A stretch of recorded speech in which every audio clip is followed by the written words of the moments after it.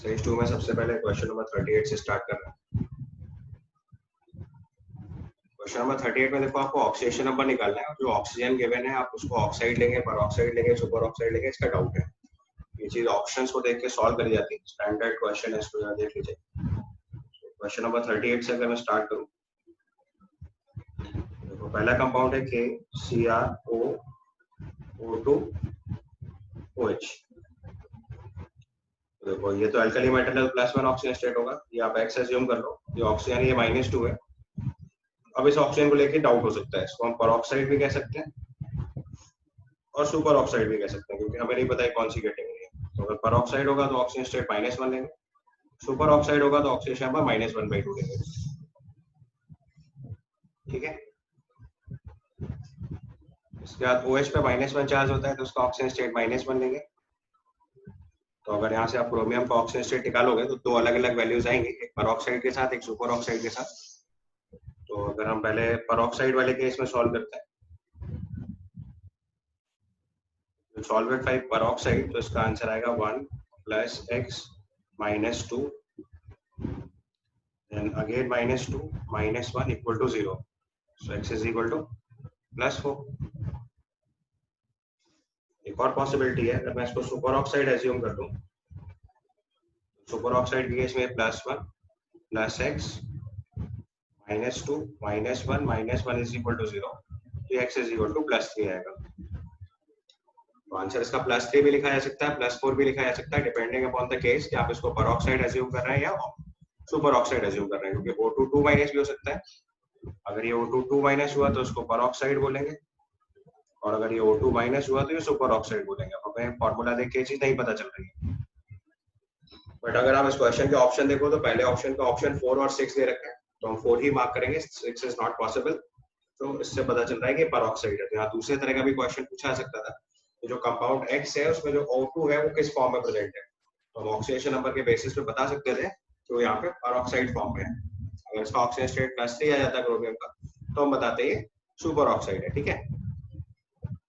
अगला case solve करेंगे K3CrO8। ये तो आपको पहले ही सिखा रखा है, तो परऑक्सी लिंकेज का स्टैंडर्ड सवाल है। Next part is K3CrO2 4। ये कंपाउंड मैंने आपको सिखा रखा है, इसको मैंने ऐसे बताया हुआ था, ध्यान से देखना। K3CrO8 ये फॉर्म सिखाया था, इसमें सारे ऑक्सीजन परऑक्सी लिंकेज होते हैं। तो ये हो जाएगा +3 + x -8 = 0। So x is equal to +5। अगला वाला केस सॉल्व करेंगे तो इट इज NH4 CrO4।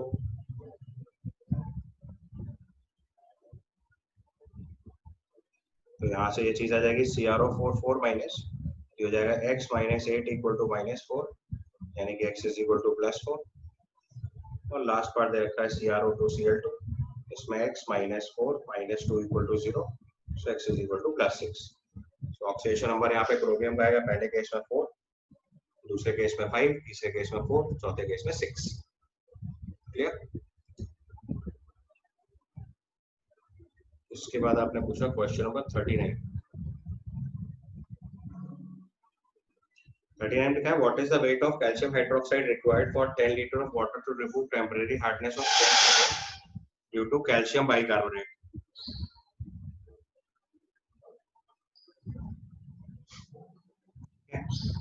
तो 100 ppm due to calcium bicarbonate का मतलब हुआ जो हम हार्डनेस लिखते हैं that is actually in the equivalent amount of calcium carbonate. तो 100 ppm कैल्शियम कार्बोनेट लिख रहे, 100 ppm अगर लिख रहे हैं इसका मतलब हुआ 10⁻6 ग्राम वाटर होता, तो उसमें 100 ग्राम कैल्शियम कार्बोनेट होता। तो उसके करस्पॉन्डिंग पहले कैल्शियम बाइकार्बोनेट निकालेंगे और फिर उसकी वजह से amount of calcium hydroxide calculate करेंगे। ठीक है, करें स्टार्ट। तो आपको टेम्परेरी हार्डनेस दे रखी है 100 ppm।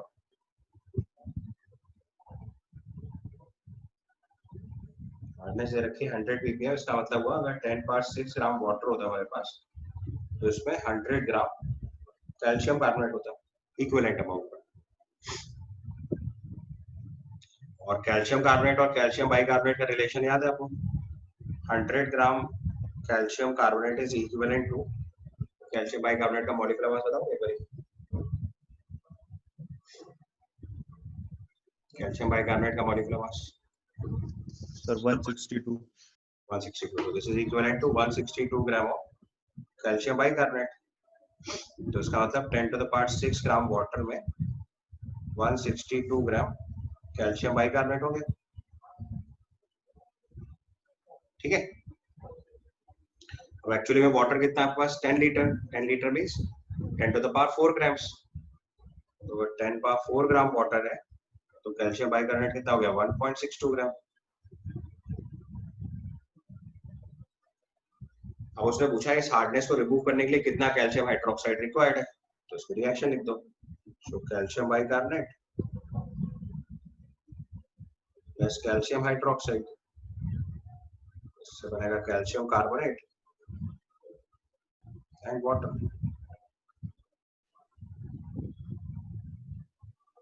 2CaCO3 2H2O.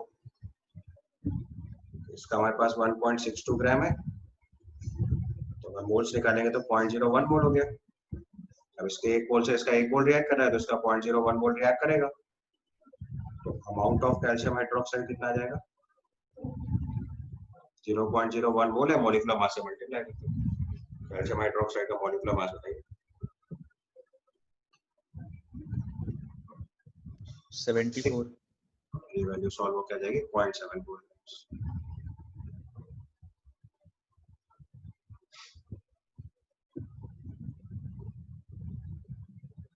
ठीक है.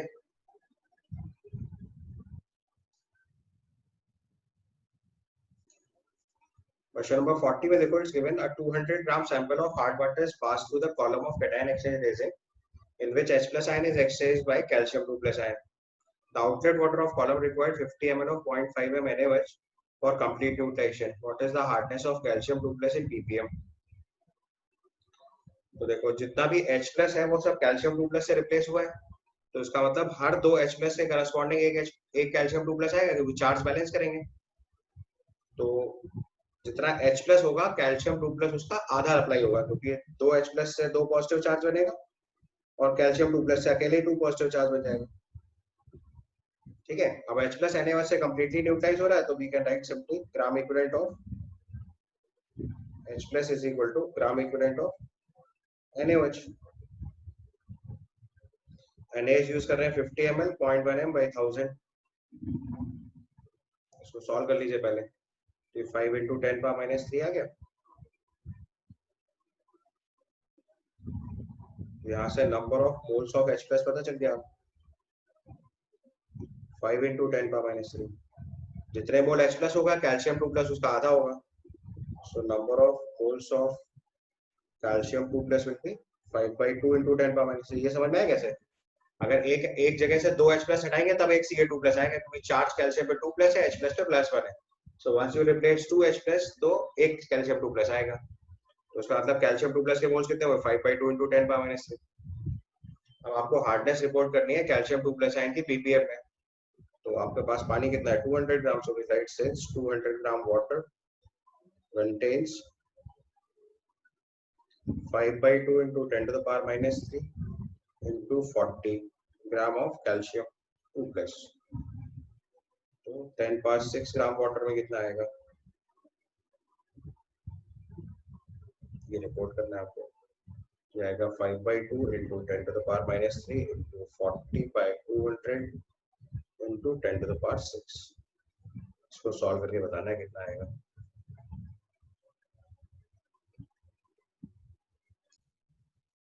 सॉल्व करोगे फाइनली तो it comes out with 500 ppm.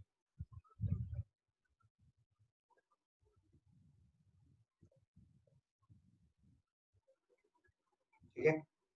उसके बाद आपने पूछा क्वेश्चन नंबर 42.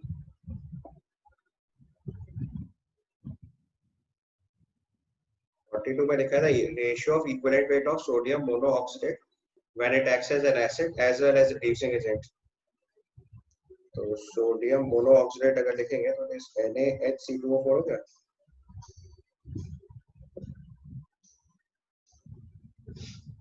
तो NaHC2O4 को अगर एसिड की तरह यूज करेंगे तो number of replaceable H plus n factor होगा. कितने H प्लस रिप्लेसेबल है इसके पास एक, उसका n फैक्टर होगा 1. और जब आप इसे रिड्यूसिंग एजेंट की तरह यूज करेंगे तो तो कार्बन का ऑक्सीजन स्टेट +3 से चेंज होकर +4 जाएगा, और ऐसे 2 कार्बन है हमारे पास, तो n फैक्टर हो जाएगा 2।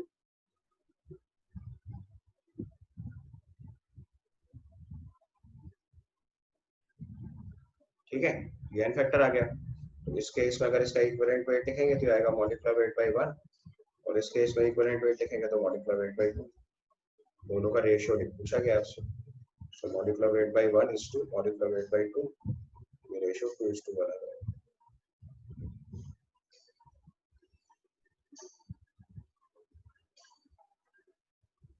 ठीक है, इसके बाद आपने पूछा क्वेश्चन नंबर 45।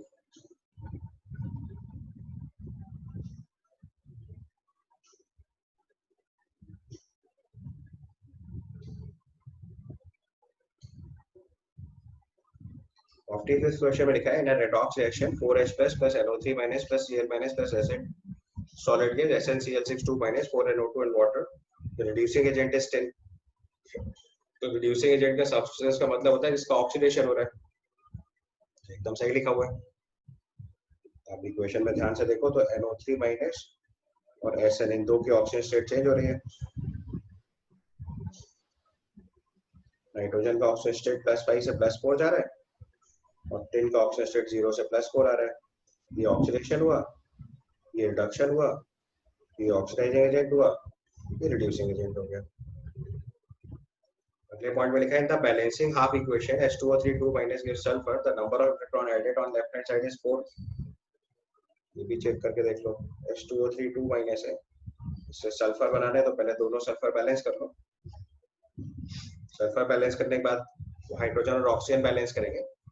जब आप हाइड्रोजन ऑक्सीजन बैलेंस करोगे तो राइट साइड में हमें लिखना पड़ेगा 3H2O, उसको बैलेंस करने के लिए 6H+। अब राइट साइड देखो न्यूट्रल है, लेफ्ट साइड में 2 माइनस और 6 प्लस है, तो 4 इलेक्ट्रॉन ऐड करेंगे। इसका मतलब ये भी सही स्टेटमेंट होगा। बोथ स्टेटमेंट करेक्ट है, मतलब B option. Both the statement correct means B option. ठीक है,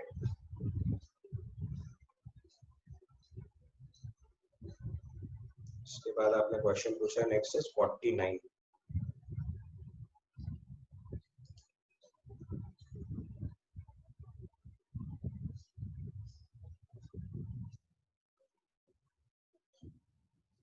क्वेश्चन का आपने ए पार्ट। 49 क्वेश्चन में अगर आप ध्यान से देखोगे तो it's given there are 3 samples of H2O2 labeled as 10 volume, 15 volume, 20 volume. Half liter of each sample was mixed and then diluted to the diluted with equal volume of water. The volume of strength of the resultant solution. तो देखो पहले सबकी molarity निकाल लोगे। 10 volume है, 15 volume है, 20 volume है, 3 solutions हैं। सबका 0.5 लीटर 0.5 लीटर 0.5 लीटर ऐड किया, और बाद में बोला कि इन सबके बराबर का पानी और ऐड कर दिया, तो 1.5 लीटर वाटर और ऐड कर दिया। इतना ऐड करने के बाद आपको उसकी वॉल्यूम स्ट्रेंथ बतानी है। तो आपको तरीका बताया था कि कोई भी सॉल्यूशन अगर मिक्स करते हैं तो सॉल्यूट के मोल्स ऐड करते हैं और सॉल्यूशन का वॉल्यूम ऐड करते हैं। आप पहले सब ऐड करते जाओ, तो पहले इसकी मोलारिटी निकाल लो। सबकी मोलारिटी आएगी वॉल्यूम स्ट्रेंथ अपॉन 11.2। इसकी वॉल्यूम स्ट्रेंथ हो गई, सबके लिए मोलारिटी हो गई। ठीक है, तो अगर नंबर ऑफ मोल्स लिखेंगे सबके तो मोलारिटी इनटू वॉल्यूम आ जाएगा। तो 10/11.2 इनटू 0.5, 15/11.2 इनटू 0.5 प्लस 20/11.2 इनटू 0.5, ये मोल्स हो गए। नई मोलारिटी अगर लिखेंगे तो सबके मोल्स ऐड कर दो पहले। 11.2 into 0.5 plus 15/11.2 into 0.5 plus 20/11.2 into 0.5 divided by total volume which is 3 litres. 0.5 plus 0.5 plus 0.5 1.5 litre ये हुआ, और 1.5 लीटर वाटर और ऐड किया हुआ है, तो टोटल वॉल्यूम कितना हो गया 3 लीटर्स। ये नई मोलारिटी निकल आई आपकी। So this comes out to be 0.5/11.2 into 3 into 10 plus 15 plus 20।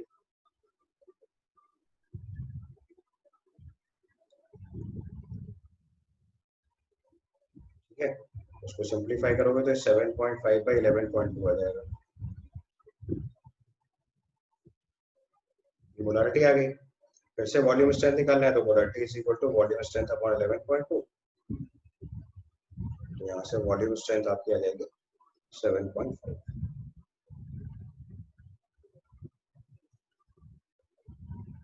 ठीक है, सिंपली जैसे जैसे लिखा है बस वैसे वैसे सॉल्व करते जाना होता है। क्वेश्चन नंबर 51 में देखो, it's given in an experiment 50 ml of 0.1 m solution of metallic salt reacted exactly with 25 ml of 0.1 m solution of sodium sulfide. In the reaction SO3 2- is oxidized to SO4 2-. If the original oxidation number of metal in the salt was +3, what would be the new oxidation number? देखो दो substance अगर completely react कर रहे हैं तो उनके ग्राम equivalents equal करेंगे। तो ग्राम इक्विवेलेंट ऑफ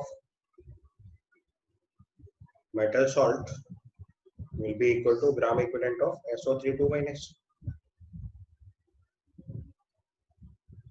तो देखो 50 ml of 0.1 m metal salt use कर रहे हैं और इसका n फैक्टर निकालेंगे, ये ग्राम इक्विवेलेंट हो गया। 50 into 0.1 into n फैक्टर, ये सॉल्ट के मेटल सॉल्ट के ग्राम इक्विवेलेंट हो गया। दूसरे साइड में उसने बोला हुआ है इसको 0.1 m 25 ml से रिएक्ट कराना है। अच्छा, दोनों वॉल्यूम मिलीलीटर में, तो दोनों के मिली इक्विवेलेंट से लिख लो, not to write gram equivalent. तो मिली इक्विवेलेंट इसके भी और मिली इक्विवेलेंट इसके भी लिख लेते हैं, अदरवाइज दोनों तरफ 1000 से डिवाइड करना पड़ेगा। सो 0.1 into 25 ये इसके मिली इक्विवेलेंट होगा, इनटू इसका n फैक्टर देखो कितना है, चेंज हो रहा है SO3 2- से SO4 2-। सल्फर का ऑक्सीजन स्टेट +4 से +6 चेंज हो रहा है, तो n फैक्टर हो गया 2। यहाँ से सॉल्व करके पहले n फैक्टर निकालिए, कितना आएगा 1। अच्छा, ये वाला प्रोसेस आपको देखो समझ में आ रहा है कि ऑक्सीडेशन, तो उसका मतलब मेटालिक सॉल्ट का जो प्रोसेस होगा वो रिडक्शन होगा, तो उसका ऑक्सीडेशन नंबर डिक्रीज होगा। उसका इनिशियल ऑक्सीडेशन नंबर अगर 3 है और डिक्रीज होके x हुआ, तो ये डिफरेंस बनाना चाहिए, यहाँ से x की वैल्यू हो जाएगी। चेंज इन ऑक्सीडेशन नंबर पर मोल लिखेंगे। अब ये अपने दिमाग से सोच लिया कि रिडक्शन हो रहा है तो ऑक्सीडेशन नंबर डिक्रीज करेगा, तो 3 - x करेंगे। अगर ये इंक्रीज हो रहा होता तो x - 3 का चेंज इन ऑक्सीडेशन नंबर लिखना होता है ना।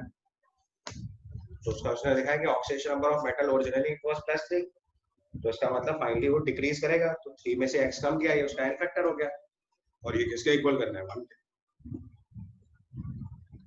ठीक, उसके बाद आपने पूछा, हाँ बेटा सर n फैक्टर करते हैं सर, पता है मेटल का रिडक्शन हो सर रहा है, ग्राम इक्विवेलेंट में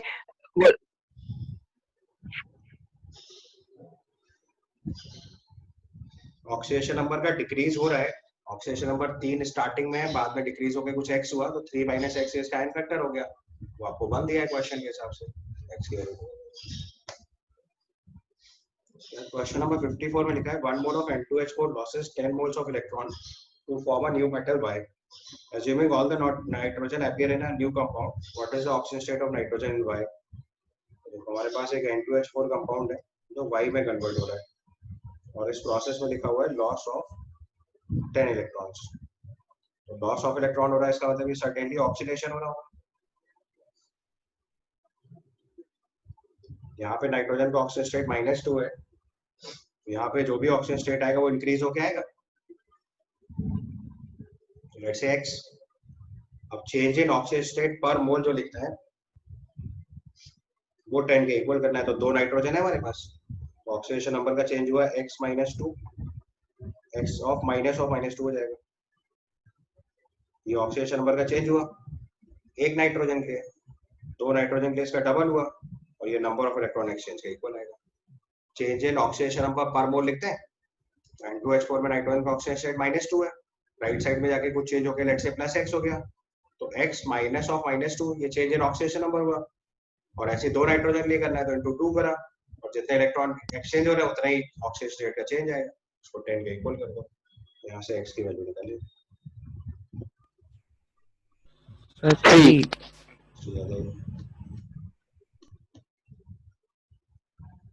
समझ आया? तो पहले ये देखना पड़ता है कि ऑक्सीडेशन हो रहा है रिडक्शन हो रहा है।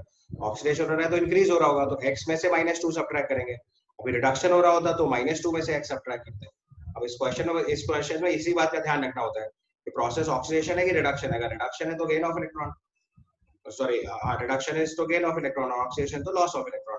तो ये देखना पड़ता है कि ऑक्सीडेशन नंबर इंक्रीज होगा या डिक्रीज होगा, उसी हिसाब से डिफरेंस लिखना होता है, इतना ही दिमाग लगाना है, बाकी से क्योंकि आपको चेंज पता होता है, वो इंक्रीज है या डिक्रीज है, या ऑक्सीडेशन या रिडक्शन से आपको प्रेडिक्ट करना होता है। ठीक है, नेक्स्ट क्वेश्चन इज 55। 55 देखो थोड़ा ऑब्जर्वेशन क्वेश्चन है, अगर आप थोड़ा दिमाग खर्च करोगे तो आप सॉल्व कर ले जाओगे।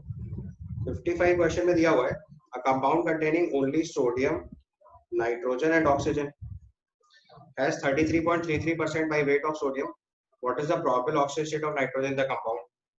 तो आप देखो सोडियम, नाइट्रोजन और ऑक्सीजन के आप दो कंपाउंड जानते हो, एक NaNO2 और एक NaNO3। अब इसमें से आप सोडियम का पहले परसेंटेज निकाल के देख लो। यहाँ से अगर परसेंटेज ऑफ सोडियम निकालेंगे ये आएगा 23 divided by 23 plus 14 plus 32 into 100। ये सॉल्व करके निकालो कितना आ रहा है। फिर इसमें अगर परसेंटेज ऑफ सोडियम निकालोगे ये आएगा 23 divided by 23 plus 14 plus 48 into 100। दोनों में परसेंटेज बताओ। परसेंटेज ऑफ फर्स्ट सोडियम वाले में बताओ। 33. तो फर्स्ट वाले में अगर 33.33% आ गया तो प्रॉब्लम सॉल्व। तो इससे पता चल गया कि आपको फॉर्मूला ये है इसका, इसमें नाइट्रोजन का ऑक्सीडेशन होगा। तो NaNO2 में नाइट्रोजन का ऑक्सीडेशन नंबर लिखेंगे अगर हम लोग +3।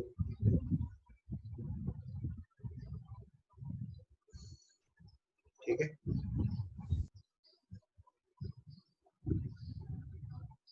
उसके बाद आपने बोला 57।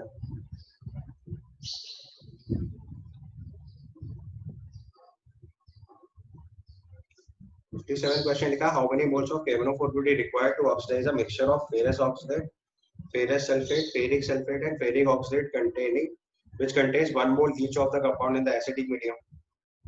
तो सबका 1 मोल है तो FeC2O4 ऑक्सीडाइज होके जाएगा Fe3+ और CO2 में। ठीक है, और इनके n फैक्टर साथ साथ लिख लिए जाए, उसका n फैक्टर आएगा 3। दूसरा कंपाउंड है फेरस सल्फेट, ये ऑक्सीडाइज होके जाएगा Fe3+ में, इसका n फैक्टर होगा 1। तीसरा कंपाउंड है फेरिक सल्फेट, इसका ऑक्सीडेशन होगा ही नहीं, नो चेंज, क्योंकि आयरन ऑलरेडी +3 ऑक्सीजन स्टेट में। तीसरा सब्सटेंस है Fe2C2O4 इसमें आयरन तो +3 में ही है, कार्बन ऑक्सीडाइज होके जाएगा CO2 में, उसका n फैक्टर आ जाएगा 6। अब n फैक्टर देख लो, बहुत बार बता चुका हूँ ये सवाल में आपको, इस तरीके का n फैक्टर निकालना। किसी का नहीं समझ आ पा रहा हो तो बताइए, क्लियर है तो फटाफट n फैक्टर लिख लो सबसे पहले।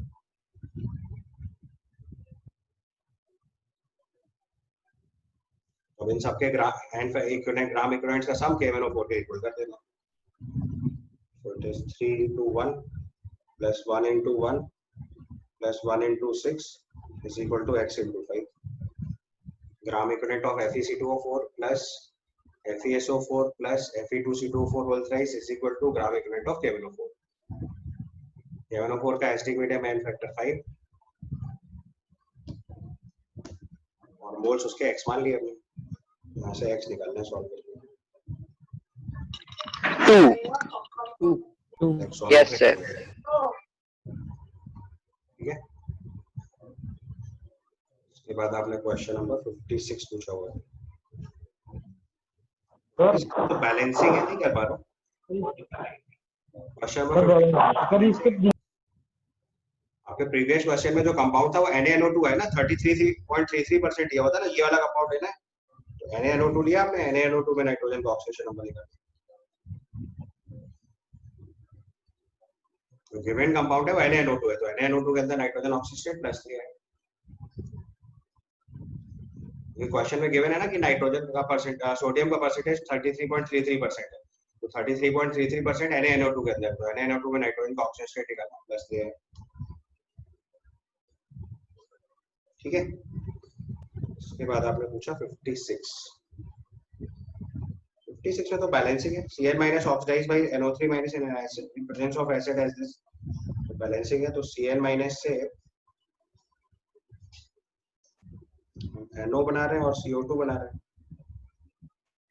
और NO3 माइनस से NO बना रहे हैं। यहाँ कार्बन का ऑक्सीजन स्टेट +2, नाइट्रोजन -3, ये नाइट्रोजन +2, कार्बन +4।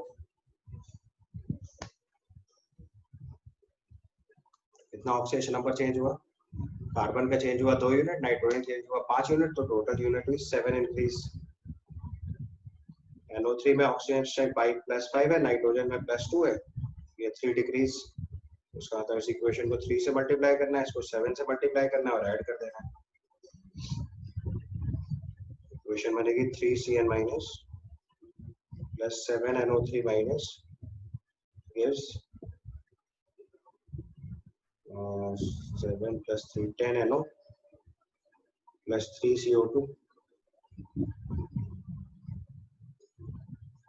इसे कंपेयर कर दो तो A की वैल्यू 3 आ गई, B की वैल्यू 7।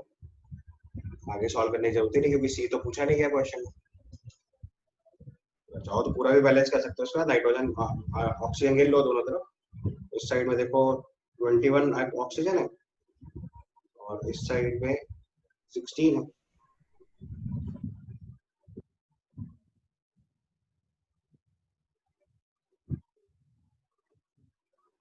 बाद में H+ और वाटर बैलेंस कर लीजिएगा, तो उसकी जरूरत ही नहीं है क्वेश्चन में। केवल आपसे B पूछा गया तो A की वैल्यू कंपेयर करके 3 पता चल गई है और A + B की वैल्यू 10 पता चल गई है, तो यहाँ से B की वैल्यू 7 आ जाएगी। ठीक है। उसके बाद आपने पूछा क्वेश्चन नंबर 58। 58 में लिखा है the reaction aluminium plus Fe3O4 gives Al2O3 plus Fe. How many moles of electron transfer during the change per mole of Fe3O4? आपके पास है aluminium, Fe3O4, Al2O3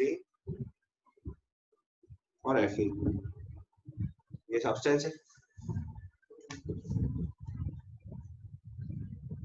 oxidation number check करो फटाफट। एल्यूमिनियम 0, आयरन 8/3, यहाँ aluminium +3, यहाँ iron 0। उसने पूछा है number of moles of electron transfer during the change पर मोल ऑफ Fe3O4। तो अगर हमें इसका 1 मोल लेना है तो उसके लिए चेंज निकालना है। कितना चेंज आ रहा है? 8/3 से 0, तो चेंज कितना हुआ? 8/3। और आयरन कितने टोटल? 3, चेंज आ गया 8।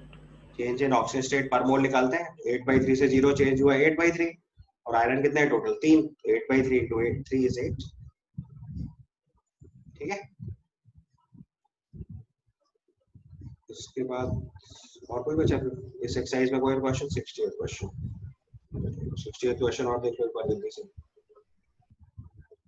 क्वेश्चन नंबर 60 में दिया है 0.62 gram of organic compound containing phosphorus gives 0.3754 gram of ammonium phosphomolybdate.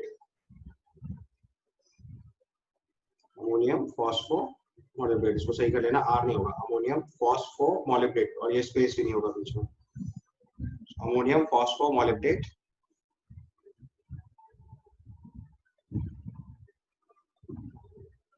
NH4 whole thrice PO4.MOO3। तो अमोनियम फॉस्फोमोलिब्डेट का फॉर्मूला है NH4 whole thrice PO4.12MOO3। By the usual procedure, what is the percentage of phosphorus in the compound? तो पहले आप इस compound के मोल निकालो। जितने इसके मोल आएंगे फास्फोरस के मोल भी उतने ही हो गए। पहले इसका मॉलिक्यूलर मास बता रहा है कोई? 1846। 1846। तो ये मतलब ऊपर डबल लिखा होगा सीधे सीधे, तो ये वैल्यू 2 × 10⁻⁻⁴ आ जाएगी। ठीक है। अब जितने मोल इसके इतने ही मोल फास्फोरस के हो गए, तो परसेंटेज ऑफ फास्फोरस अगर लिखेंगे तो 2 × 10⁻⁴ ये मोल हो गए, × 31 ये मास ऑफ फास्फोरस हो गया।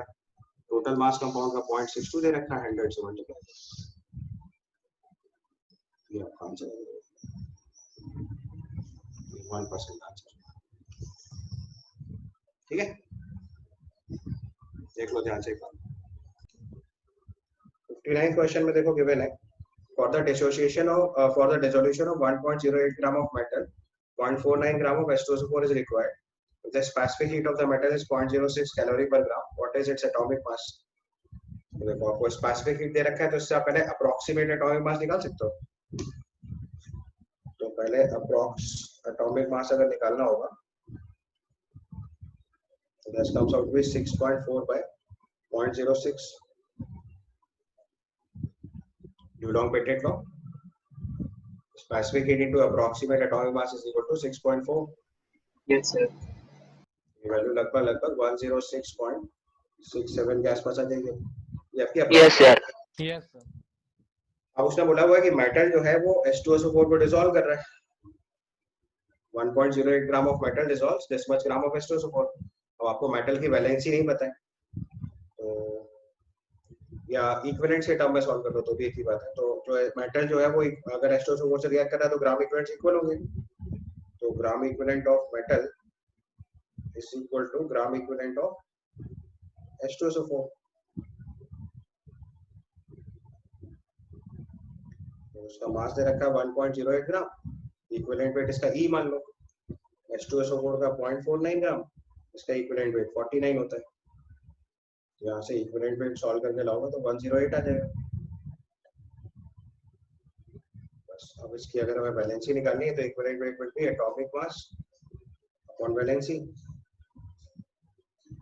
यहाँ से अगर आप वैलेंसी निकालोगे तो 106.67 बाई 108 करेंगे, ये अप्रोक्सीमेटली 1 लिखना पड़ेगा क्योंकि वैलेंसी इंटीजर होती है, आपको बताया था, और एटॉमिक मास अप्रोक्सीमेट है तो वो एरर तो चलेगी। वैलेंसी 1 आ गई, यहाँ से एटॉमिक मास कितना आ जाएगा 108। ठीक, चलो next we move to exercise 3।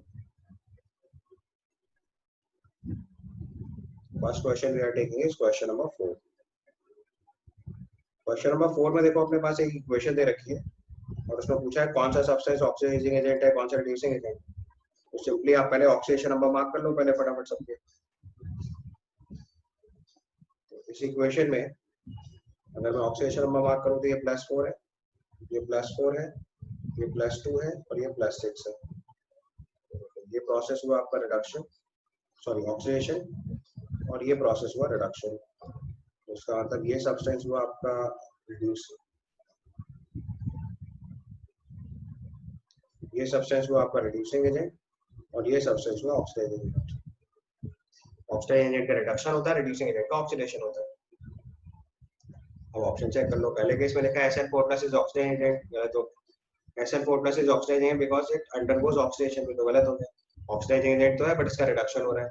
SN4+ is reducing agent because it undergoes oxidation, तो गलत ही लिखा हुआ है। H2SO3 is reducing agent because it undergoes oxidation, ये आंसर हो गया। H2SO3 is reducing agent because it undergoes reduction, है तो उसका ऑप्शन ए और डी तो फर्जी था, आपको पहले ही पता है कि जो ऑक्सीडाइजिंग एजेंट होता है उसका रिडक्शन होता है, जो रिड्यूसिंग एजेंट होता है उसका ऑक्सीडेशन होता है। दो ऑप्शन आप बस सही से लिख लेते तो चेक हो जाता है। इसके बाद आपने पूछा क्वेश्चन नंबर 6।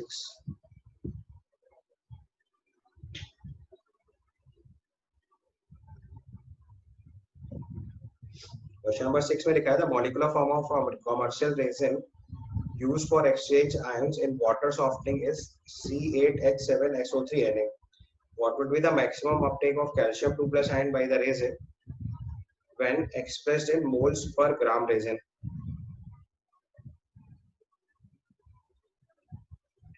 तो देखो इसमें क्या हो रहा है कि इस सब्सटेंस को अगर हम कैल्शियम 2+ से रिएक्शन कराएंगे तो Na+ की जगह कैल्शियम 2+ आएगा।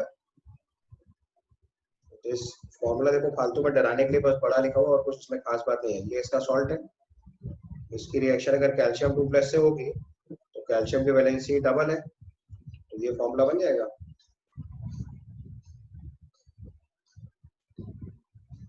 देखिए ऐसे इक्वेशन होगी। तो अगर आपने इसका 1 ग्राम रेजिन ले रखा है, क्वेश्चन में पूछा है what would be the maximum Uptake of calcium 2+ ion by the resin when expressed in moles per gram resin. तो अगर 1 ग्राम रेजिन ले रहे हैं तो उसके लिए कितने मोल कैल्शियम लगेगा ये रिपोर्ट करना है। तो अगर इसका 1 ग्राम रेजिन लेंगे तो उसके मोल्स हो गए 1/206। इसके 2 मोल से इसका 1 मोल इसके 2 मोल से इसका 1 मोल रिएक्ट कर रहे हैं।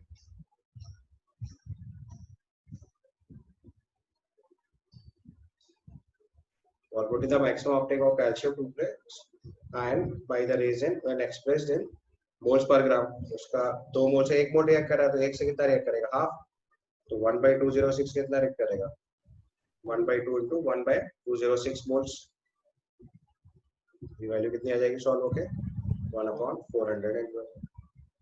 तो 1/412 moles per gram of resin हो गया आंसर।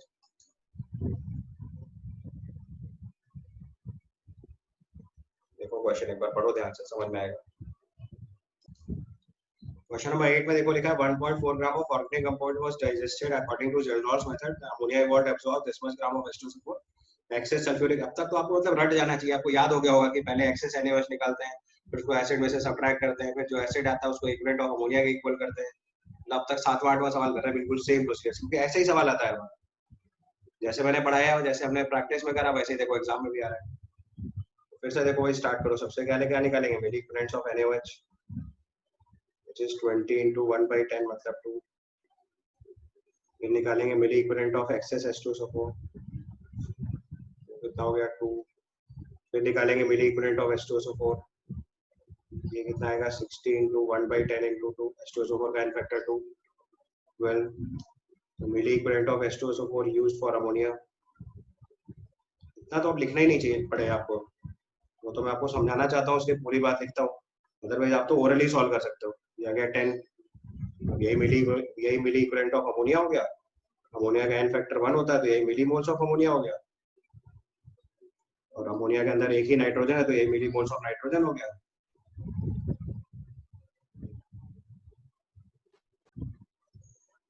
नाइट्रोजन के मिली मोल्स आ गए, उसका अमाउंट निकाल लो, फिर परसेंटेज निकाल लो। परसेंटेज ऑफ नाइट्रोजन आ गया 10 into 10⁻³ मोल्स, 14 से मल्टीप्लाई कराइए, टोटल मास हो गया 1.4 ग्राम, आपको ऑर्गेनिक कंपाउंड दे रखा है into 100। इसको सॉल्व कर दीजिए, 10% ऑफ आंसर। एकदम रूटीन प्रोसेस है, मतलब तक तो आपको एकदम कंफर्म हो जाना चाहिए कैसे सवाल करना है। क्वेश्चन नंबर 9 में आपसे देखो उसने पूछा है कितने इलेक्ट्रॉन एक्सचेंज हुए, तो चाहे लॉस ऑफ इलेक्ट्रॉन निकाल लो चाहे गेन ऑफ इलेक्ट्रॉन निकाल लो, जो आपको सबसे कंफर्टेबली निकलेगा उसी से आंसर आ जाएगा। तो हम लोग डाइक्रोमेट आयन से इसको सॉल्व कर लेते हैं। तो यहाँ पे देखो क्रोमियम का ऑक्सी स्टेट जो चेंज हो रहा है वो कहाँ से कहाँ चेंज हो रहा है, +6 से +3, तो +6 से +3 3 चेंज हुआ, तो number of electron exchange 6 answer. Number of electron involve कितना हो गया 6, क्योंकि जितने इलेक्ट्रॉन गेन होंगे उतने ही लॉस होंगे, तो अगर एक से निकाल लिया तो दूसरा भी उतना ही है। ऑक्सीडेशन नंबर का चेंज कितना है +6 पर मोल, तो इलेक्ट्रॉन एक्सचेंज कितना आएगा 6।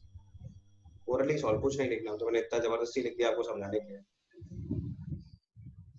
इसका 10th क्वेश्चन पूछा which of the following reaction is example of redox reaction. इसमें बेटा चेंज इन ऑक्सीडेशन नंबर देखो, जहां जहां पे भी ऑक्सीडेशन नंबर चेंज हो रहा है वो आपका आंसर होगा। Check oxidation number in left hand side या राइट हैंड साइड, बस इतना चेक करना है हर केस में। तो जो आंसर मैं वही चेक करे देता हूँ, जैसे XeF4 की रिएक्शन O2F5 से करा के O2F2 भाई O2F5 नहीं होगा, इसको इसमें O2F2 सही कर लीजिए, O2F5 तो कोई कंपाउंड ही होता, so it must be O2F2 will convert to XeF6 plus oxygen। Oxidation number check करो, यहाँ ज़ेनॉन का ऑक्सीजन स्टेट +4 है, ऑक्सीजन +1 है, यहाँ ज़ेनॉन +6 है और यहाँ ऑक्सीजन 0 है। देखो ये प्रोसेस हुआ ऑक्सीडेशन, ये प्रोसेस हुआ रिडक्शन, ये रेडॉक्स रिएक्शन हुआ। बाकी सारे केसेस में चेक कर लो, oxidation number left side right side same होगा। सर ऑक्सीजन का ऑक्सीडेशन नंबर एक बार निकाल दीजिए। ऑक्सीजन का ऑक्सीडेशन नंबर एक बार निकाल दें, उसको x मान लो तो 2x -2 = 0, x = +1।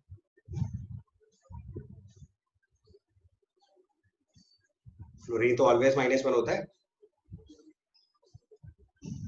Yes sir.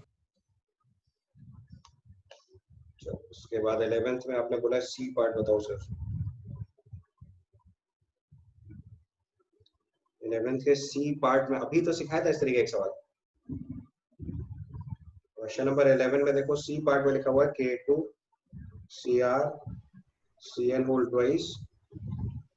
Sir इसमें भी पेरोक्साइड और सुपर ऑक्साइड कुछ भी हो सकता है, बिल्कुल बिल्कुल वही करना है, एकदम सही पहचान लो।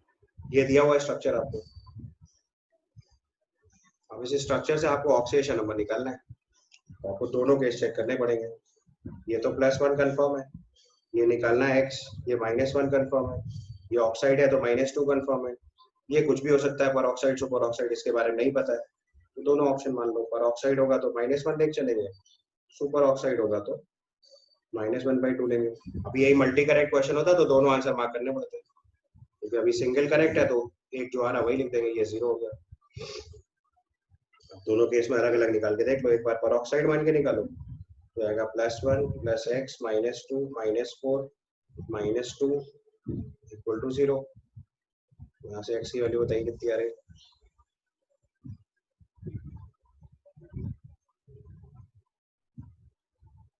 +7। +7 तो ये तो हो ही नहीं सकता, पहले ही बता रखा आपको ऑक्सीडेशन नंबर की मैक्सिमम वेट कितनी आती है क्रोमियम की, +6 तक, ये खत्म, ये तो हो ही नहीं सकता है। तो सुपर ऑक्साइड ट्राई कर लो, सुपर ऑक्साइड ट्राई करोगे तो +x -2 -4 -1 = 0। यहाँ से x बताओ कितना है, +6, ये आंसर हो गया। जब भी O2 लिखा होगा तो आपको नहीं पता वो परऑक्साइड है कि सुपर ऑक्साइड है, दोनों केस लेने पड़ेंगे, एक बार परऑक्साइड एक बार सुपर ऑक्साइड। अब उसमें तो +7 हो ही नहीं सकता था, तो अपने आप रिजेक्ट हो गया। पिछला वाला सवाल जो किया था वहां दोनों पॉसिबिलिटीज थी, +4 भी ले सकते थे, +3 भी ले सकते थे। अगर ऑप्शन में +3 भी दिया होता तो दोनों आंसर हो जाते। ठीक है, समझ आई बात? तो जब भी कभी O2 लिख के आएगा तो आपको दोनों केस चेक करने पड़ सकते हैं, कभी ऑक्साइड भी चेक करना पड़ता है, सुपर ऑक्साइड भी चेक करना पड़ सकता है। उसके बाद 12th क्वेश्चन, 12th में लिखा है which of the following compound will be suitable for Kjeldahl's method in the nitrogen estimation. मैंने आपको एक नोट पढ़वाया था जेल्डॉल एस्टिमेशन में, तो उसमें लिखा था nitro compound, azo compound, nitrogen in the ring are not fit for Kjeldahl's method. Sir nitro sir compound, peroxide वाले में हमने पोटेशियम के लिए +2 क्यों नहीं लिया? क्योंकि वो पोटेशियम पे K2 लिखा है। अच्छा ठीक है, सर K2। एक मिनट, माय गॉड, हाँ वो K2 था तो +2 लेंगे तो ये चेंज हो जाएगा थोड़ा सा, +2 ले लेंगे तो ये कितना आएगा सॉल्व होके, +6 आ जाएगा ना आपके पास। Yes sir. सुपर ऑक्साइड वाले में वही चेंज कर दो, तो ये सॉल्व होके कितना आ जाएगा आपके पास, +5। Yes sir. तो अगर ऑप्शन में +5 होता तो हम +5 भी लिख सकते थे, +6 भी लिख सकते थे, दोनों ऑप्शन लिखते हैं, और +5 ऑप्शन में नहीं है तो इसलिए कोई परेशानी नहीं, सही। तो इसका आंसर +6 वाला मार्क करेंगे। अब अगर ऐसे ही इसी सवाल में दोनों ऑप्शन दिए होते, मान लो एक ऑप्शन और ऐसा लगा होता जिसमें +3 0 +5 लिखा होता तो वो भी आंसर हो जाता। मल्टी करेक्ट में दोनों ऑप्शन लिखने पड़ते। ठीक है, सिंपली ऑक्सीडेशन नंबर कैलकुलेट करना है, एक बार परऑक्साइड मानते हो एक बार सुपर ऑक्साइड मानते हो, जिससे आंसर मैच कर जाएगा वो आंसर लिखे, दोनों आंसर आ रहे होगा तो मल्टी करेक्ट क्वेश्चन हो। ठीक है, इसके बाद क्वेश्चन नंबर 12 में देखो आपको एक नोट पढ़वाया था जेल्डॉल्स मेथड में, आपको याद हो तो मैंने बताया था कि nitro compound, nitrogen in the ring और एजो कंपाउंड्स के अंदर जेल्डॉल मेथड नहीं लगाते क्योंकि उसकी नाइट्रोजन को हम लोग अमोनिया में कन्वर्ट नहीं कर पाते, तो इसका आंसर एनिलीन हो जाएगा फर्स्ट वाला। थ्योरी का क्वेश्चन है, याद आ गया ना, नोट तो याद आ गया। जेल्डॉल्स मेथड में आपको एक नोट पढ़वाया था, उसमें ये चीज लिखी थी लोगों ने। नेक्स्ट क्वेश्चन आपका पूछा है क्वेश्चन नंबर 18। क्वेश्चन नंबर 18 लिखा है reaction of Br2 with Na2CO3 in the aqueous solution gives sodium bromide and sodium bromate with the evolution of carbon dioxide. The number of sodium bromide molecules evolved in the balanced chemical equation. बेटा इसमें equation balance करके लिखिए और कुछ concept नहीं, balancing of oxidation reaction Br2 की reaction Na2CO3 से करा के NaBr बनाना है, NaBrO3 बनाना है और CO2 बनाना है। इस इक्वेशन को आपको बैलेंस करना है, कर पाओगे?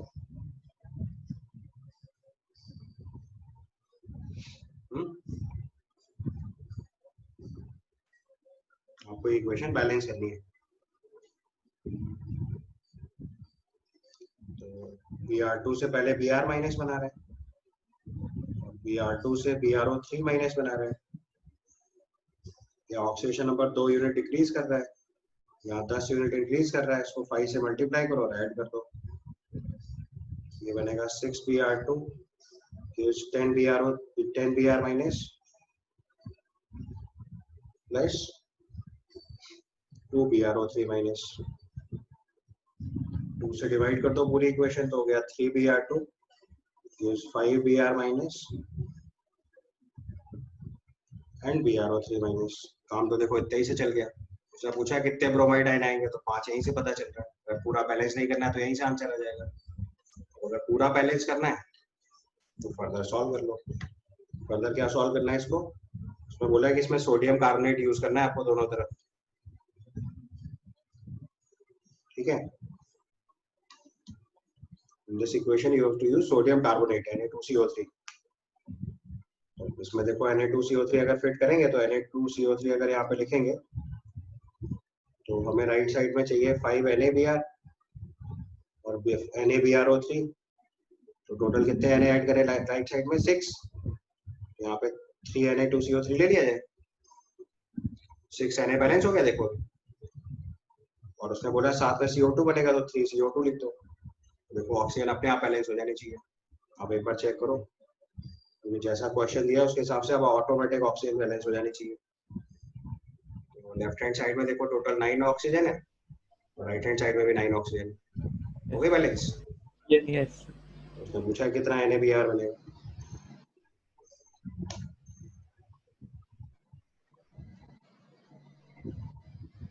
ठीक है, तो बैलेंस केमिकल इक्वेशन में इसके 5 मोल इन्वॉल्व है।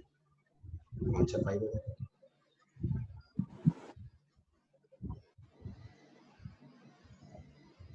उसके बाद आपने पूछा 16th क्वेश्चन। 16th क्वेश्चन तो सीधा ही तो आपको क्लास में सिखाया था। 16th क्वेश्चन में उसने बोला है फास्फोरस की रिएक्शन Na1 से करानी है, तो इससे बनता है PH3 और NaH2PO2। डिस्प्रोपोर्शनेशन का एग्जांपल पढ़ाया था और पूछा क्या PH3 प्लस NaH2PO2 फास्फोरस का ऑक्सीजन स्टेट 0 -3 +1 डिस्प्रोपोर्शनेशन। देखो अगर आप नोट्स बहुत ध्यान से पढ़ोगे ना तो आपको एडवांस लेवल तक कोई दिक्कत नहीं आ रही है। जो चीज मैंने तुम्हें सिखाई है वही सवाल में आता है सीधे स्ट्रेट। बहुत परफेक्ट कंटेंट सिखाया है मैंने आपको। अगर आपने उस पर एक बार भी फोकस कर लिया तो आपको एडवांस लेवल तक किसी सवाल में दिक्कत आ ही नहीं सकती है। दिक्कत केवल वही आएगी जब आप कॉन्सेप्ट ठीक से नहीं सीख के जाओगे जो मैंने बताया। उसके बाद आपने एक बार 13 भी पूछा हुआ है।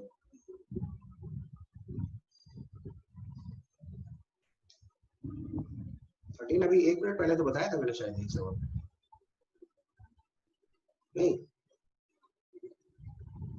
1 mole FeC2O4 FeC2O4 whole thrice FeSO4 Fe2SO4 whole thrice. ये सवाल तो था सर एक्सरसाइज 2 में सेम दिया था। हाँ तो सेम दिया नहीं था, वो रिपीट हुआ पेपर में। पैकेज में सवाल था, सेम सवाल पेपर में आएगा। ऐसा भी होगा आपके साथ। देयर आर मेनी क्वेश्चन जो पैकेज में होते हैं और सीधे पेपर में आ जाते हैं। तो जिसको सीधा पता है उसका डायरेक्ट भी आता है। ठीक है, चलो उसके बाद आपने नेक्स्ट क्वेश्चन पूछा 13 के बाद 19th, right? Question is 19th लिखा है देखो, oxygen state of metal in the mineral hematite and magnesite. इसको सही कर लेना, मेटल लिखा हुआ स्टूडेंट है वो, it must be metal. So oxygen state of metal in the mineral hematite and magnetite respectively are. ये थोड़ा सा मुश्किल हो गया आपके लिए एक्चुअली में। हेमेटाइट मैग्नेटाइट का आपको फॉर्मूला नहीं पता होगा। हेमेटाइट होता है Fe2O3, मैग्नेसाइट होता है Fe3O4। फॉर्मूला लिख लो तो फिर कर लोगे सब। हेमेटाइट का फॉर्मूला होता है Fe2O3 और मैग्नेटाइट का फॉर्मूला होता है, 10th में हो सकता है आपने पढ़ा हो, कुछ बोर्ड्स में मेटलर्जी है ना तो आपने पढ़ा भी हो सकता है। सर पढ़ा था ये। तो Fe2O3 Fe3O4, इसमें आयरन का ऑक्सीजन स्टेट निकालेंगे तो +3 आ जाएगा और दूसरे वाले में आयरन का ऑक्सीजन स्टेट निकालेंगे तो +8/3 आएगा, लेकिन अलग अलग निकालोगे तो +2 +3 आएगा। याद है मिक्स्ड ऑक्साइड का सवाल बताया था, इसमें ऑक्सीजन स्टेट +3 आएगा और इसमें आयरन के ऑक्सीजन स्टेट आएंगे +2 +2 +3, नहीं +2 +3 +3, 2 आयरन +3 होंगे और एक +2 होगा। आपको सिखाया था FeO.Fe2O3 मिक्स्ड ऑक्साइड। याद है एवरेज ऑक्सीजन स्टेट निकालना जब बताया था। Yes, sir. ठीक है,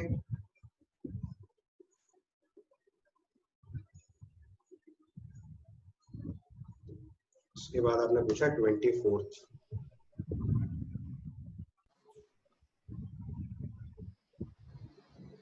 24th में लिखा है इफ न्यूट्रल और faintly alkaline solution 8 mole of permanganate anion quantitatively oxidized thiosulfate anion to produce X moles of sulfur containing product. The magnitude of X is, उसमें क्या हो रहा है, आपके पास कंपाउंड है KMnO4 इन फेंटली अल्कलाइन मीडियम, तो N factor कितना होगा KMnO4 का? 3। KMnO4 इन वीकली बेसिक या न्यूट्रल मीडियम याद आया?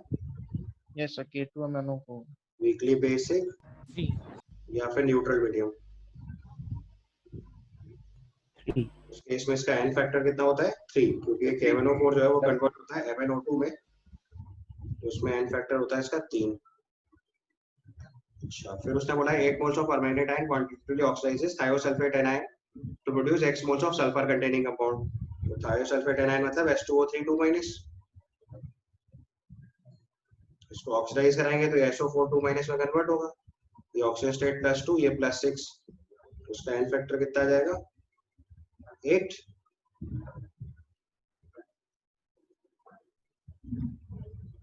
एन फैक्टर कितना आएगा? 8। तो बस ग्राम इक्विवेलेंट इक्वल कर दो, तो gram equivalent of KMnO4 is equal to gram equivalent of H2O3 2-। तो KMnO4 का उसने बोला 8 मोल, एन फैक्टर 3, इसके x मोल मान लो, एन फैक्टर 8, x की वैल्यू 3 मोल आ गई। ये x ने x तो अलग चीज दे रखी क्वेश्चन में, इसको y मान लेते हैं। ये y इंटू 3 आ गया, तो यहाँ से y की वैल्यू, सॉरी y इंटू 8 आ गया। KMnO4 के मोल्स 8, एन फैक्टर 3, H2O3 के मोल्स y मान लिया, एन फैक्टर 8, तो y की वैल्यू 3 आ गई। तो यहाँ से H2O3 से SO4 2- बना रहा है, तो बैलेंस करने में 2 आएगा, तो अगर इसके 3 मोल्स बने तो इसके कितने बनेंगे? 6 मोल्स।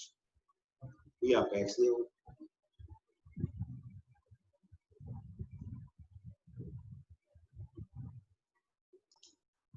क्वेश्चन नंबर 22 में लिखा है the reaction of white phosphorus with aqueous NaOH gives phosphine along with the another phosphorus containing compound. The reaction is oxygen state and phosphorus of phosphorus in the other product. देखो हम लोग formally बोलते हैं कि IIT के paper में कोई सवाल रिपीट नहीं होता। आपने बहुत बार ये बात सुनी होगी कि आईआईटी पेपर में कभी सवाल रिपीट नहीं होता। नो डाउट रिपीट नहीं होता है, बट जो लोगों के लिए, समझदार लोगों के लिए रिपीट होता है। अभी क्वेश्चन नंबर 16 देख लो और फिर क्वेश्चन नंबर 22 देख लो, इसको रिपीट नहीं होगा, करना तो वही है, बस टाइप बदल दी सवाल की। P4 की रिएक्शन NaOH से करा के PH3 और NaH2PO2 बनाया, ये ऑक्सीजन स्टेट 0 से -3 +1। पिछली बार केवल ये पूछा था कि रिएक्शन का टाइप क्या है, अब की बार ऑक्सीडेशन नंबर और पूछ लिया, तो अंतर क्या हुआ? Disproportionation -3 and +1। तो समझदार लोगों के लिए सवाल रिपीट होते हैं, क्योंकि कॉन्सेप्ट तो उतना ही है, केमिस्ट्री थोड़ी बदल दोगे हर बार पेपर के लिए। हाँ, बस तरीका बदल देते हैं, तो जिसको वही सवाल देख के समझ नहीं करता, या कॉन्सेप्ट जो लोग नहीं सीखते उनके लिए हर बार नया सवाल, जिन्होंने कॉन्सेप्ट सीख रखा है उनके लिए कभी नया सवाल होता ही नहीं, क्योंकि कॉन्सेप्ट तो वही है घूम फिर के। P4 की रिएक्शन NaOH से कराएंगे, डिस्प्रोपोर्शनेशन रिएक्शन है, एक प्रोडक्ट फॉस्फीन बन रहा है, दूसरा NaH2PO2 बन रहा है। तो अब जिसने 2008 का सवाल सीख लिया था उसको 2012 में दिक्कत नहीं हुई, तो पिछले सालों इसीलिए एक्सरसाइज सॉल्व करवाते हैं बहुत ध्यान से, तो अगर आपने क्वेश्चन का कॉन्सेप्ट सीख लिया ना एक बार, तो कभी दिक्कत नहीं आ रही है, क्योंकि क्वेश्चन घूम फिर के वही आना है, कॉन्सेप्ट ही उतरे ही है ना, नए सवाल बनाओ कैसे?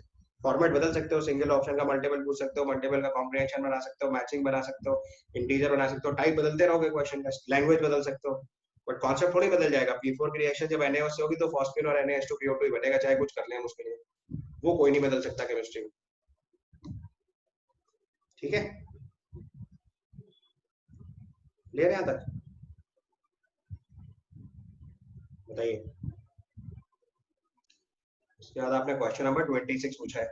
26 में लिखा है to measure the quantity of MnCl2 dissolved in an aqueous solution was completely converted into KMnO4 using the equation MnCl2 plus K2S2O8 plus water gives KMnO4 plus H2SO4 plus HCl। तो ब्रैकेट में लिखा हुआ equation not balance, तो अभी हम balance कर लेंगे। Few drop of concentrated HCl were added with the solution and gently warmed. Further, oxalic acid, which is 225 milligram, was added in portion till the color of permanganate disappeared. The quantity of MnCl2 present in the initial solution is. तो देखो वो क्या रहा है कि पहले MnCl2 से KMnO4 बना रहे हैं और KMnO4 को हम एग्जैक्टली किससे न्यूट्रलाइज करा दे रहे हैं, ऑक्सैलिक एसिड से. तो KMnO4 के इक्विवेलेंट ऑक्सैलिक एसिड के इक्वल करेंगे, बट उसके पहले आपको क्या चाहिए कि कितना KMnO4 कितना MnCl2 लिया हुआ है. तो पहला काम तो क्या करो, ग्राम इक्विवेलेंट ऑफ या milliequivalents of KMnO4 is equal to milliequivalents of oxalic acid.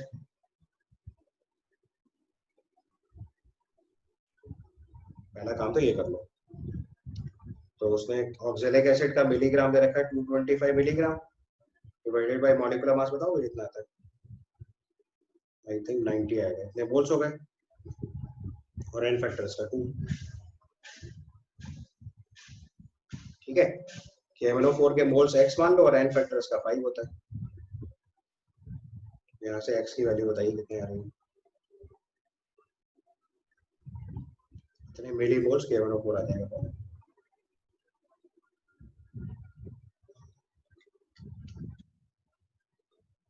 इसके बाद इक्वेशन देख लो. MnCl2 plus K2H2O8 plus water gives KMnO4 plus x की वैल्यू 1 आएगी सर. यहाँ से x1 आ रहा है तो ये 1 मिली मोल हो गया.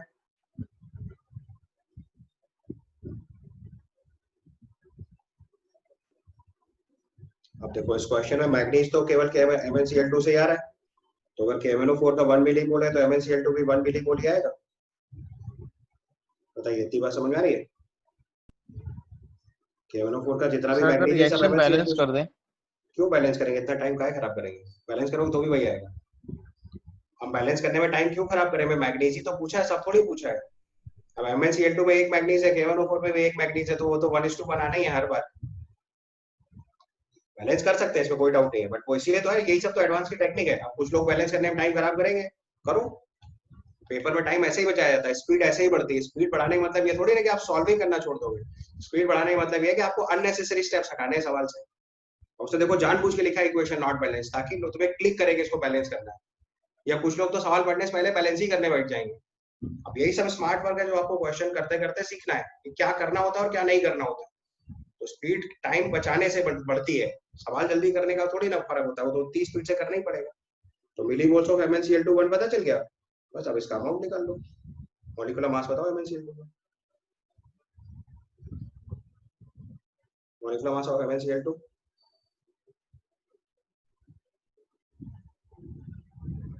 ये 1 × 10⁻³ मोल हो गए. MnCl2 का मॉलिक्यूलर मास बता दो बेटा जल्दी से. 55 + 71 करेंगे 126 आ जाएगा. 126. इतने ग्राम्स हो गए. ये ऐसी को 126 मिलीग्राम होता है. क्वेश्चन में मिलीग्राम में आंसर पूछा. ठीक है, समझ में आई बात. तो नो नीड टू बैलेंस. आप बैलेंस करोगे तो भी 1:1 ही आएगा. तो पहला काम milliequivalent of KMnO4 oxalic acid के इक्वल किया. KMnO4 के मिली मोल्स x मान लिए हमने. तो x × 5 = 225/90 × 2 मास मिलीग्राम में दिया था तो मिली इक्विवेलेंट्स ही आएंगे.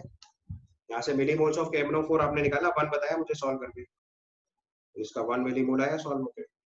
अब जितने मोल के लिए KMnO4 होंगे उतने MnCl2 होगा, क्योंकि दोनों में एक ही एक मैग्नीज है. मैग्नीज कंजर्व करा दो. मॉलिक्यूलर मास 126 आया तो 126 × 10⁻³ ग्राम हुआ. मिलीग्राम में लिखना है तो 126 मिलीग्राम होगा. इसके बाद 27 देख लो. 27 लिखा है, the amount of water produced in the oxidation of 1 mole of rhombic sulfur by concentrated HNO3 to a compound with the highest oxidation state of sulfur is. Simple है, सल्फर की रिएक्शन HNO3 से करानी है और ऐसा compound बनाना है जिसमें sulphur का ऑक्सीडेशन स्टेट हाईएस्ट आना है. The amount of water produced in oxidation of 1 mole of rhombic sulfur by concentrated HNO3 to a compound with highest oxidation state of sulfur. ठीक है, तो highest oxidation state of sulfur मतलब H2SO4 बनाना है. So what is rhombic sulfur? मैं आपसे कितनी बार बोला, question में फालतू बातें बहुत लिखी होती है। अब लिखना है तो एसिड लिख लो, अगर बिल्कुल प्रिसाइसली लिखना है तो, अदरवाइज उससे फर्क ही नहीं पड़ेगा। तुम एसिड लिखो या 8 मोल्स ऑफ सल्फर लिखो, क्वेश्चन करते टाइम कोई अंतर ही नहीं आना है। एसिड फॉर्म जो होती है सल्फर की, उसको रोम्बिक सल्फर बोलते हैं। तो 1 मोल एसिड लें या 8 मोल्स ऑफ एस ले लें, वो एक ही बात है।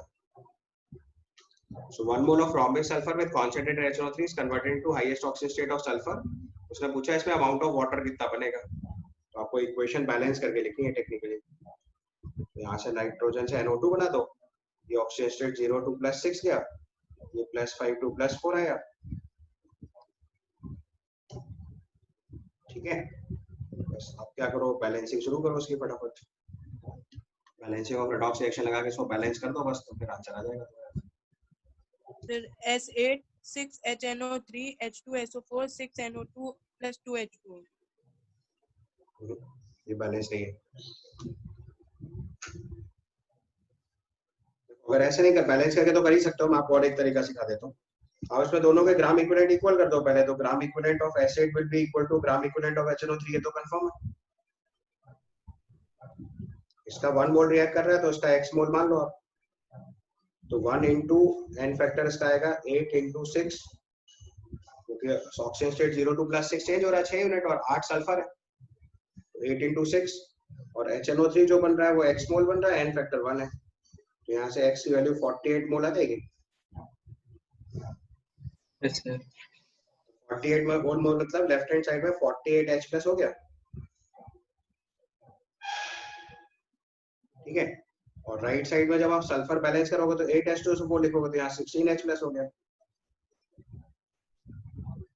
तो इसका मतलब वाटर के लिए हमारे पास कितना हो गया, 32H प्लस हो गया। तो अगर 32H प्लस हुआ तो वाटर कितना आएगा, 16 मोल, क्योंकि एक वाटर के लिए 2H प्लस चाहिए। तो अगर अमाउंट ऑफ वाटर निकालना है, अब ये सब स्मार्ट तरीका, आप जितना एक्सपर्ट हो जाओगे उतनी जल्दी कर पाओगे। 16 into 18 करेंगे 288 ग्राम आंसर आ जाएगा। ये भी एक तरीके से बैलेंसिंग ही है, बट ये सेफ रास्ता, जो सबसे सेफ तरीका था वो बैलेंसिंग था। अगर आप जल्दी से बैलेंस कर लेते तो काम एकदम बन जाना था, क्योंकि अल्टीमेटली मैंने वही करा। मोल्स ऑफ H प्लस निकाल लिए, तो 48H प्लस में से 16H प्लस तो H2SO4 बैलेंस कर रहा है, तो बचे 32H प्लस बैलेंस करने के लिए कितना वाटर चाहिए होगा, 16 वाटर। वाटर के 16 मोल बनेगा। ठीक है।